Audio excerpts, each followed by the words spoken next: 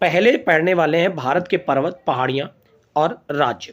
सबसे पहला पॉइंट है काराकोरम, कैलाश श्रेणी पर पड़ता है भारत और चाइना के बीच। लद्दाख श्रेणी भारत में पड़ती है, जम्मू कश्मीर में। जास्कर श्रेणी जम्मू कश्मीर में पड़ती है। पीर पंजाल श्रेणी जम्मू कश्मीर में पड़ती है। नंगा पर्वत जम्मू कश्मीर में पड़ता है। मैंने कुछ पॉइंट और भी लिख रखे हैं जो जिसके लिए ज़्यादा इंपॉर्टेंट है, जैसे नंगा पर्वत की ऊंचाई बहुत ज़्यादा मायने रखती है, 8,126 मीटर है। कामेट पर्वत जो कि उत्तराखंड में 7,756 मीटर है। नंदा देवी 7,817 मीटर ऊंचा है, उत्तराखंड में। धौलागिरी 8,172 मीटर है, हिमाचल प्रदेश में।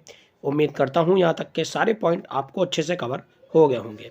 ठीक है गाइस, तो एक बार फिर से कवर करेंगे एक एक पॉइंट को, क्योंकि एक एक पॉइंट बहुत ही ज़्यादा जरूरी है। तो सबसे पहले काराकोरम कैलाश श्रेणी भारत और चाइना पर। लद्दाख भारत, जम्मू कश्मीर। जास्कर श्रेणी जम्मू कश्मीर। पीर पंजाल श्रेणी जम्मू कश्मीर।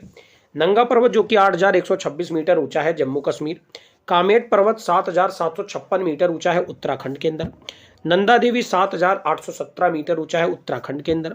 धौलागिरी 8,172 मीटर ऊंचा है, हिमाचल प्रदेश के अंदर। उम्मीद करता हूं यहां तक सारे पॉइंट आपने अच्छे से कवर कर लिए होंगे। बढ़ते हैं फिलहाल अगली स्लाइड की तरफ और देखते हैं कुछ और इंपॉर्टेंट पॉइंट्स को। उसके बाद है गुरु शिखर जो कि 1,722 मीटर है, राजस्थान में पड़ता है। इसी पर माउंट आबू भी पड़ता है, आपको पता होगा। माउंट एवरेस्ट 8,848 मीटर या 8,848.6 मीटर है, नेपाल में पड़ता है। इसके बारे में कई बार हम चर्चा कर चुके हैं। अच्छा, माउंट एवरेस्ट जो है इसको किस एक नाम से और जानते हैं, कमेंट कॉलम में आंसर करिए। फिर है मोस्ट इंपॉर्टेंट खासी, जयंतिया और गारो की पहाड़ियाँ जो कि बेसिकली मेघालय में पड़ती हैं, लेकिन असम और मेघालय की सीमा पर पड़ती हैं, याद रखिएगा, गारो, खासी और जयंतिया की पहाड़ियाँ। फिर है नागा पहाड़ी जो कि नागालैंड के अंदर पड़ती हैं। अरावली श्रेणी, कुछ लोगों को यही दिमाग में रहता है कि अरावली श्रेणी जो है ये केवल राजस्थान में है, ऐसा नहीं है। अरावली श्रेणी का पूरा एक क्षेत्र है, गुजरात, राजस्थान और दिल्ली का क्षेत्र अरावली का क्षेत्र कहलाता है। अच्छा, अरावली विश्व की सबसे पुरानी श्रेणियों में से भी है, आपको ये भी पता होगा। उम्मीद करता हूँ यहाँ तक के सारे पॉइंट आपको कवर हो गए होंगे। बढ़ते हैं नेक्स्ट स्लाइड की तरफ। अगली स्लाइड का पहला ही पॉइंट वही है जो मैंने अभी आपको पढ़ाया था। माउंट आबू जो कि गुरु शिखर पर पड़ता है, 1,722 मीटर ऊंचा है, राजस्थान में पड़ता है। उसके बाद विंध्याचल श्रेणी आती हैं जो कि मध्य प्रदेश में है। सतपुड़ा श्रेणी भी मध्य प्रदेश में आती हैं। फिर है महादेव पहाड़ी जो कि धूपगढ़ चोटी पर 1,350 मीटर की ऊंचाई पर है, मध्य प्रदेश के अंदर है। फिर है मैकाल पहाड़ी अमरकंटक पहाड़ी पर 1,036 मीटर की ऊंचाई पर, यह भी मध्य प्रदेश में ही है। राजमहल पहाड़ी जो कि झारखंड में स्थित है, बहुत इंपॉर्टेंट है। सतमाला पहाड़ी जो कि महाराष्ट्र में है। उसके बाद अजंता श्रेणी, ये भी महाराष्ट्र में है। महेंद्रगिरी की पहाड़ी उड़ीसा में पड़ती है।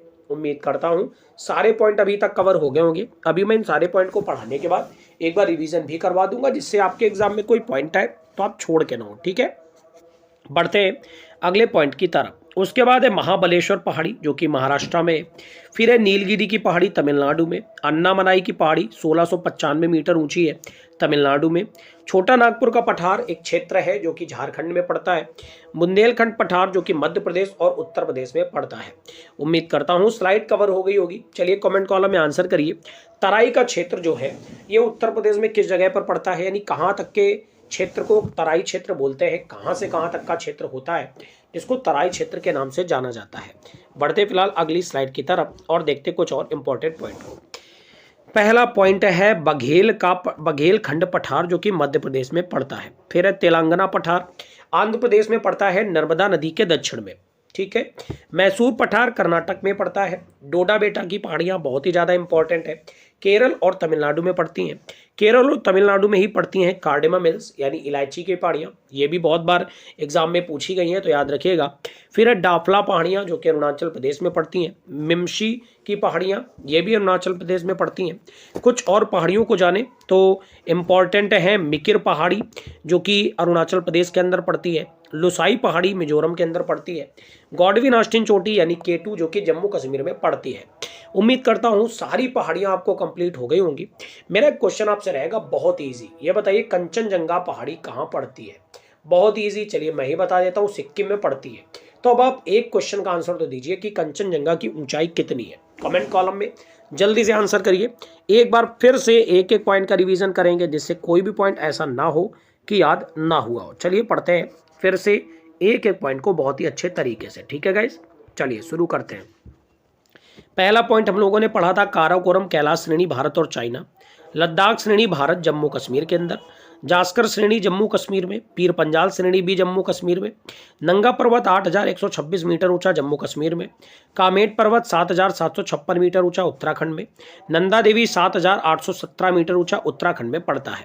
उसके बाद हम लोगों ने पढ़ा धौलागिरी के बारे में जो कि 8172 मीटर ऊंचा है, हिमाचल प्रदेश में पड़ता है। गुरु शिखर 1722 मीटर राजस्थान में, माउंट एवरेस्ट 8848 मीटर नेपाल में, खासी जयंतिया और गारो की पहाड़ियां असम और मेघालय में, नागा पहाड़ी नागालैंड के अंदर, अरावली श्रेणी गुजरात राजस्थान और दिल्ली वाले क्षेत्र में। उसके बाद माउंट आबू 1722 मीटर राजस्थान के अंदर, विंध्याचल श्रेणी मध्य प्रदेश, सतपुड़ा मध्य प्रदेश, महादेव पहाड़ी 1350 मीटर धूपगढ़ चोटी पर मध्य प्रदेश, मैकाल पहाड़ी अमरकंटक 1036 मीटर मध्य प्रदेश, राजमहल पहाड़ी झारखंड, शतमाला पहाड़ी महाराष्ट्र, अजंता श्रेणी महाराष्ट्र। उम्मीद करता हूँ सारे पॉइंट कवर हो गए होंगे। फिर अगली स्लाइड में हम लोगों ने पढ़ा महेंद्रगिरी पहाड़ी उड़ीसा, महाबलेश्वर महाराष्ट्र, नीलगिरी पहाड़ी तमिलनाडु, अन्नामलाई पहाड़ी तमिलनाडु, छोटा नागपुर का पठार झारखंड, बुंदेलखंड पठार मध्य प्रदेश व उत्तर प्रदेश। उसके बाद हम लोगों ने पढ़ा बघेलखंड पठार मध्य प्रदेश, तेलंगाना पठार आंध्र प्रदेश, मैसूर पठार कर्नाटक, डोडा बेटा केरल और तमिलनाडु, कार्डेमम हिल्स यानी इलायची की पहाड़ियाँ केरल और तमिलनाडु।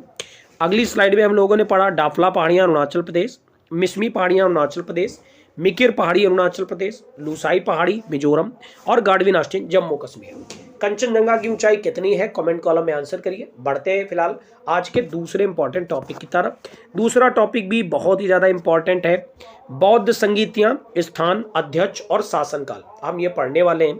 तो याद रखिए सबसे पहले तो बौद्ध धर्म की स्थापना किसने करी थी, आप सभी को पता है गौतम बुद्ध ने करी थी, आपको पता ही है।